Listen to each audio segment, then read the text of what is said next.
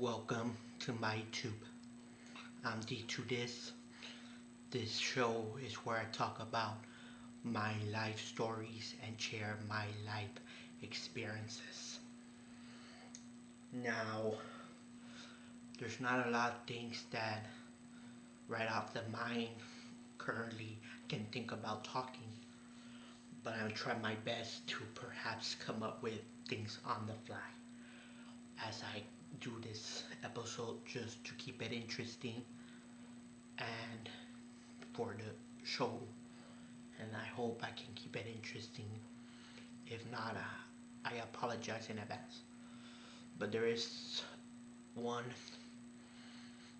thing I want to talk about, and let's get to it, okay?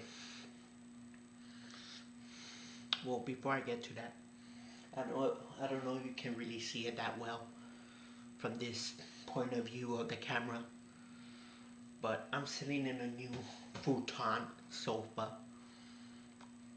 We got it this week. Well, this past week. So I'm taking this Sunday after midnight, so technically it's already Monday. By the time this goes up, it'll be Wednesday. So I do believe that we bought this last Wednesday. It's on a blog on my channel. Check it out if you haven't. Anyways, I'm sitting on the new futon. And hopefully it's a different angle, a different look for y'all to, so you don't have to stare at the same background every time. And it's also a comfy spot for me to do this video, so why not? Reason I got this futon is because we needed a much bigger sofa than the single seat sofa that we had been given or borrowed from my mom last year. And besides, it was old and dusty and affected my allergies. It affected my daughter's allergies. It just wasn't good. And this one is a different material that doesn't carry really, and it's just better, and it's new. We bought it new, and it's a futon, and me and my wife can both sit together rather than having a single seat sofa. So that's basically the main reason, so we can sit together and watch TV here in the living room. Because before we got this futon, when we would watch a movie up on the TV there, just one of us would sit on the single couch while the other one had to sit on one of the chairs, and we weren't really sitting together enjoying the movie. So it's kind of like we were in the same room enjoying the movie, but we weren't there together, So now we can, and it has cup holders, and it's good. It's a theater style, so we like it very much. Very happy about the purchase. We are. My wife loves it. I love it. And when baby gets old enough to enjoy it, we're pretty sure she'll love it as well. So that's just a quick thought of that in case you were wondering why the change and why the purchase. That's why. So now, there's an issue. I had this issue since the day we bought the sofa, actually. The day we threw out the old single seat that was originally my mom's. Keep in mind, I had that sofa when I lived with my mom, by the way, when I was still living with my parents, and so that sofa, it's been with me for a long time, right? No, I'm not gonna say it was emotional to get rid of it, and that I miss it, because I don't. I mean, it was great when it was new back in the day when my dad bought it for us, the family, but it had been a long time, so we threw it out. Main reason is, honestly, we didn't want to bother asking anyone they wanted, because we understand they probably would have been like, bring it to us, and we just don't have that time to be taking it to someone. And because my mom would probably want it back, I don't know. And we thought about asking if she wanted it back, but we were like, no, we're gonna have to take it to her. That's gonna take time. Then we're gonna have to carry it up the steps for her, because who knows if my brother's gonna help. And it was just easier to toss it out to the dump. Okay, so that's not the issue. I just randomly came up of sharing those thoughts with you. The issue is, we had to carry it, me and my wife, down the stairs from our apartment, down the stairs, and towards the dumpster here, towards the trash area where they pick up the trash. Who knows if it's still there? Previously, months ago, when we had just moved into these apartments last May 2018, they actually had an old ripped apart, not really ripped apart, but old sofa sitting in that same area by the trash cans, and some homeless people, I believe, would sit on it. So there's your new sofa, guys. If you want to sit on it, homeless people, you have a new sofa until the dumpster people come and remove it. But it could take weeks or months till they do. So how about it? Or if anyone wants to take it, they can take it from there, and they realize, it might not be new, but it's something for them. Okay, back to the issue. Once we carry it downstairs, and yeah, it was heavy. This new one actually was lighter. Of course, it came in a box, but I do believe if I want to carry this one down the stairs in the future, because in the future one day we'll move, who knows. I do believe that this one will be lighter and easier. Also, it folds in half, so it's easier accessible to move. So anyways, back to my issue with that previous sofa, the green one, the old one. So after we put it down by the dump, it was heavy to carry, okay? Me and my wife, nobody else to help. Okay, and quite frankly, we don't care. We don't need the help. We can do it on our own. No problem there. I don't have heat with anyone for not helping, because they weren't aware. We know. Yeah, do it on our own is better, right? Don't want to bother people asking for help. And perhaps they won't have the time to do it on the time that we want to do it. So it's just an inconvenience to everyone, we believe. So it's just easier for us to do it on our own. We can, so we did, right? So here's the problem. That was heavy, obviously, because that was a work night. So I went to work after that, right? Not after that, but that same night I had to go to work, okay? So the next day, the next morning after work, I take my sleep after breakfast, as I always do. I wake up and my knees are in a lot of pain. My knees are in a lot of physical pain. I can't stand or walk too much because it'll hurt. And going down the stairs hurt a lot. It still does. All week, anytime I went down the stairs, which I had to every night to go down and take off to go to work. And then I had to come back up the stairs every morning to come home, right? So I had no choice but to use the stairs. There's no elevators, obviously.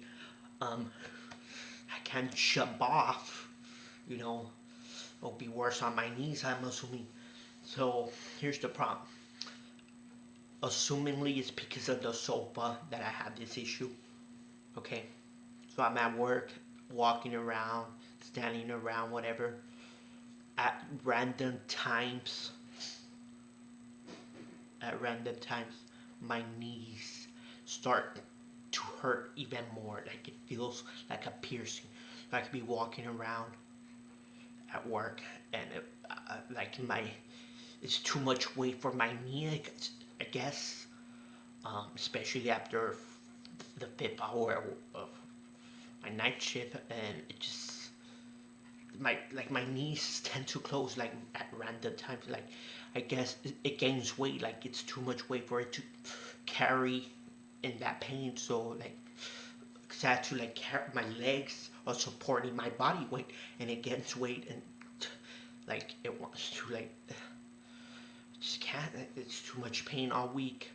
Um, when I get home, eat breakfast, take it to sleep. When I wake up in the afternoon, it usually doesn't feel as bad, and I might not feel any pain until about an hour or so after being awake. But it's most especially if we go out somewhere, which includes me having to go down the stairs and then back up eventually when we get back home.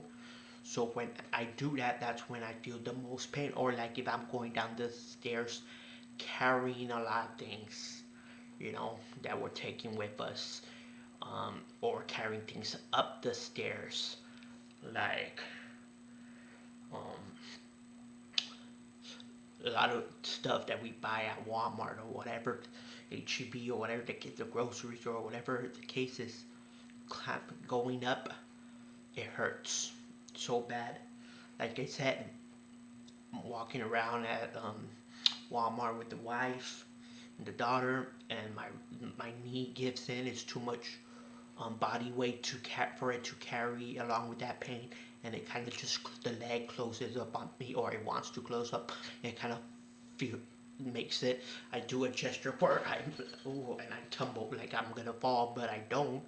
I'm able to pick it back up the leg, but you know it's not good. It doesn't feel good. It doesn't feel right. I feel like there's something legitimately wrong with it, but I know that's probably just because I snapped a joint or something. Maybe nothing too serious, but I am pretty sure it has a lot to do with the us putting the sofa down the stairs and into the dumpster, because it was heavy and on my knees, and it messed me up like that so much. So usually on Saturdays, um, I I do the taping for my series here on my channel that I call Toy Wrestling Entertainment, using my action figures. Not all of them are wrestler toys. I use the Incredible Hulk action figure. I use Deadpool, a 12-inch figure, by the way. I use my Spider-Man pludge, whatever you call it, stuffed Spidey. Baby Spidey is what I call him, name him. Um, I use a lot of wrestlers too, but it's mostly different toy varieties. It doesn't have to be a wrestler toy. It could be a superhero toy, a villain toy, what have you. Animal toy, doesn't matter. I'll use anything in that series. To me, it's just like a TV show or a web show. It does not always have to be about wrestling, because it's also, to me, what originally it started to me as a parody, to poke fun of what I didn't see. I mean, what I saw was bad in WWE and what they were doing, or other wrestling shows. But it grew more into me creating my own stories and stuff like that. So it still have parody to me, but it's also more creating my own storylines and seeing what I can do with some characters or some storylines and what directions I want to go, or being creative. Okay, so this week I had the script ready, as I always do, a few days in advance. But Saturday I just didn't do it. So my apologies if you're waiting for that. Um, I doubt it 'cause the numbers are not that good compared to like MyTube. This series does a lot better, and so do some of the vlogs depending on what it is.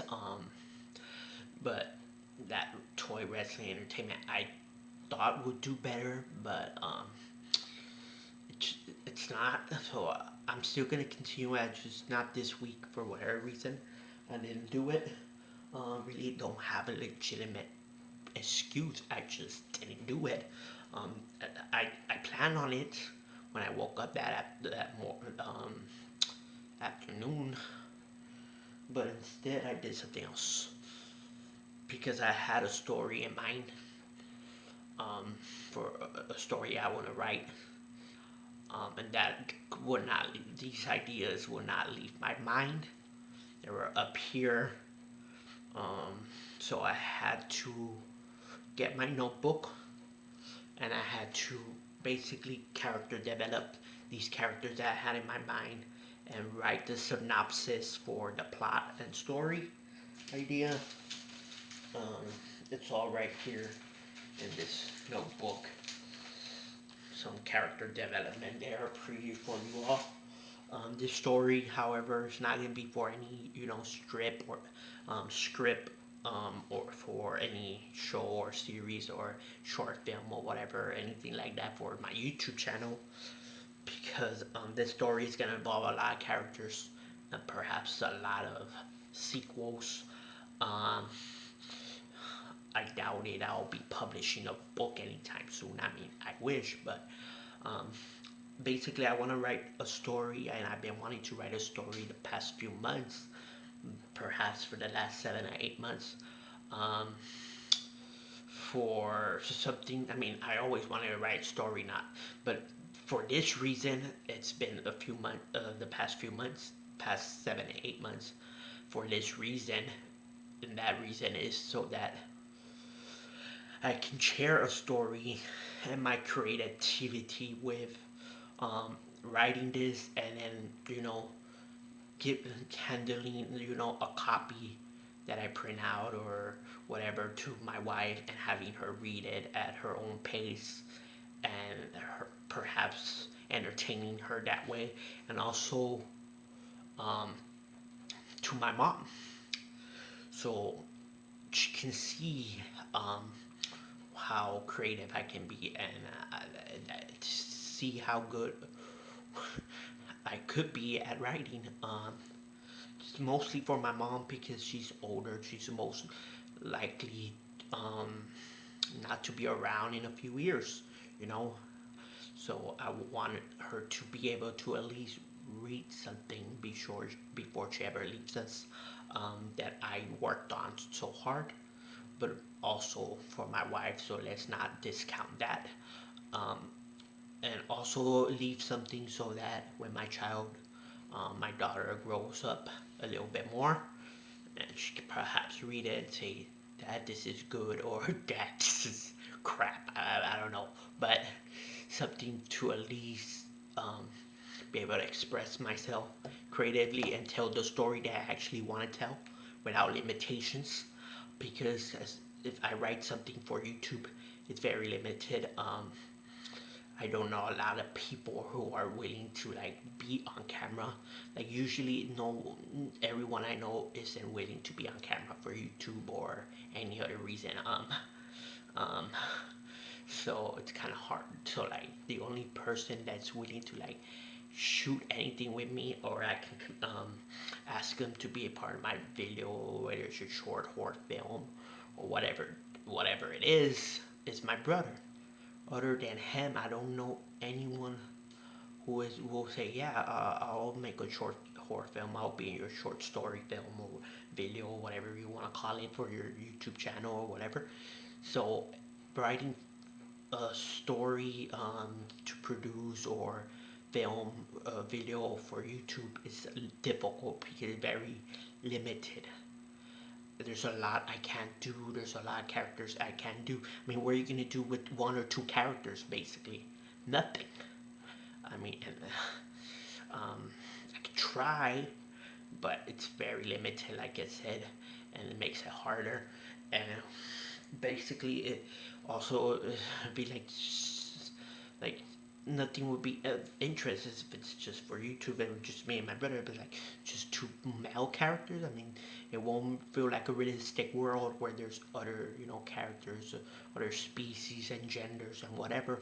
Um, so writing something that's out, that's not for YouTube is for me more creative because I can write it, be done with it in months or years or however long it would take, and then share it, like I said, with my wife or my mom and whoever else is willing to read it, and have them, know that I did that, and for them to be like, okay, this guy isn't so crazy after all. I mean, he can actually do this, or even if it's not as great as I think, at least I did something where I'm like, okay, I could be proud of, whether it's bad or good, and I can actually share it with them. Um, because, like I said, if I write something just to produce for my channel, it's very limited. I don't know a lot of people who are willing to be on video with me, and quite frankly, okay, that's basically the. So this story, it's basically just gonna be, me making it in the hopes of I can find people that I know personally read it and get their opinions, or they can tell me if it's bad or good, and whatever, whatever, regardless what they think, I'll have fun doing it, and it's probably gonna be a lot more fun than writing anything for YouTube, which is very freaking stressful. As far as if you're gonna write something that's gonna be scripted, whether it's a sketch, whatever it is for YouTube, or a short horror film, whatever, it's just very stressful. Sometimes it takes long. I mean, I've been trying to do Barry 2 for over a year now, and I can't get a script that I'm satisfied with, and I'm not gonna produce a short horror film that I'm not happy with. I'm not good at comedy or anything else other than horror. Um, so I wouldn't do a short film on any other genre for y'all other than horror. Um, but this book, it won't be horror. Well, it's not a book, but this story that I'm planning, that I'm developing in my mind and in those pages, is not horror genre. It's I don't know what genre it will fit in. Not romance or not science fiction. Well, there's two roads I want to take with this. So, but maybe after I'm done developing all the characters, which I kind of am. I'm not sure. I want to add a few more, maybe. But I think I still need to humanize a lot more of the characters. Not just that, um, but I still need to develop, ideas for, okay, I want to put make this, I don't know if you want to call it a scene or whatever. This and this happened between the character A and character B, and this happened between character A and character F, or whatever the case is, right? I still gotta develop these ideas for, I guess, what you can call chapters or scenes or paragraphs. So I still need to develop those ideas, right? I have a few already in mind, but I still gotta develop a few more with more key details, and connect them together so it all fits into the same world, and expand it together so it makes sense. And then actually get to writing after developing everything that needs to be developed before you get to the writing. And then once you write, and once I'm done writing, perhaps I'll share with you all not the story, but the synopsis, the main idea of the story. So right now, I'm gonna leave that as an unknown. My apologies, but you perhaps will hear from, if I do it as soon as I'm done with it, you will hear from me again on this development. I hate people who are lazy. I won't have that much time to talk about this because I have a lot to say about it. So I'll probably include that in next week's video if I remember. So now let me take these last 7 minutes or whatever left of memory in my camera to conclude the final conversation. Let me take these last few minutes to bury Walmart, or at least that one employee. Don't remember this lady's name, but she seems old. She is old. If I had to guess, maybe 56, 58. Who knows? But she screwed up bad. She screwed up bad today, Sunday. So we're at Walmart. We're buying the TV. And if the vlog of me showing the TV that we bought has not been uploaded by now, my apologies for the spoiler. But anyways, we're at Walmart. We bought this TV. We're in line to pay for it. We finally get up. We pay for it. And you know when you buy some things, including this television, they have like this device attached to it for security purposes, and you know, so that it rains or whatever. They'll do it on some clothing stores as well, where they add this little device to the piece of clothing that supposedly, if you don't remove it, because you either stole it or they forgot to remove it before you, they put it in your bag and you take it home, you try it and remove it. Like my mom's once did, it'll tear a hole in it, or whatever. This is what happened. So we pay for it, and this old lady, the 56, 58-year-old, whatever she is, I told her, remove the device. And she's like, yeah, I'll do it right now. So she does that. As soon as she's done charging her, she's struggling with it. And I'm like, I'm thinking to myself, if you can't do this after 3 to 4, 5 minutes, ask somebody to help you. Ask somebody who's done it before. Clearly, you haven't, or maybe you haven't done it enough times where it's still a struggle to you. So she doesn't, and finally she removes it. But then my wife points at the box, the opposing side, and she's like, there's a hole on it. And I'm like, that hole wasn't there before. And as my wife said, we don't know if on that side of the box it's where the screen is and it might have damaged it. I am telling you, that hole in the box was not there when I picked it up from the television aisle to put it in the cart and pay for it. It was not there. She must have bumped it into the side of the cart or into something while she was trying to remove that security device, or whatever you want to call it, from the opposing side. She did a mistake and she ruined it, but she's not going to take the blame. So she says, oh, that hole was already there, wasn't it? And we're like, no, it wasn't. I had this thing since a long time ago, where when I purchase something, I know people. Look, this is what I do. First one is that's right in front of the shelf. It's not the one I take. I go to the middle part of the shelf, or the way back in the shelves, the one that was least touched by people who were just looking around or whatever, and grabbing the boxes to see, oh, does this have HD quality or whatever. They were looking to see if it has Wi-Fi or whatever, touching the box and everything. So I get the one in the center, in the very back of the shelf, right? And I inspect the box before I get that one, so I know that the box was not broken. And so I inspected the box before I walked all the way to the cashiers to pay for it. And you're gonna tell me that that hole was there? And the fact that she said it without confidence tells the entire story.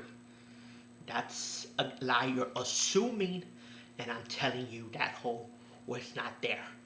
Okay, she takes our word for it, which she should. But now we gotta go to customer service after we just bought this thing to exchange it for another one, because this lady didn't know how to move a freaking security device without damaging the box, which could have possibly damaged our new TV as well. So my wife was hot about it, and now we have heat with Walmart. Well, I do have heat with this lady. If you're 58 years old, you should be working. Shouldn't be working. But if you're gonna screw this up this bad, then there's a reason you're working at Walmart to begin with, because clearly you aren't intelligent enough to be anything else. Let's just leave it at that. And thanks for listening. Have a great day and subscribe. And I'll see you guys listening to this show next week. Good night, y'all.